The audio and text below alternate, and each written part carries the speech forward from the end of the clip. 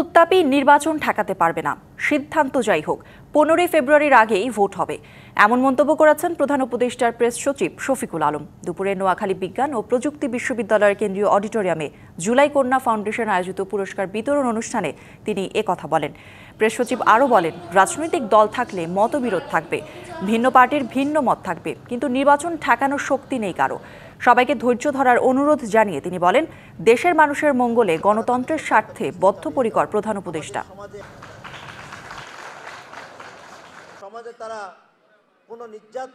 কোনো উত্তাপ জাতীয় নির্বাচনে কোনো প্রভাব ফেলবে না। পলিটিক্যাল পার্টি থাকলে মতবিরোধ থাকবে, আমি এক কথা বলবো, আরেকজন আরেক কথা বলবেন। যে কোনো ডিসিশনই হোক না কেন, ইলেকশন 15 ফেব্রুয়ারির আগে, ফেব্রুয়ারির প্রথমার্ধে হবে। এইটা কোনো শক্তি না এই ইলেকশনকে পিছানো।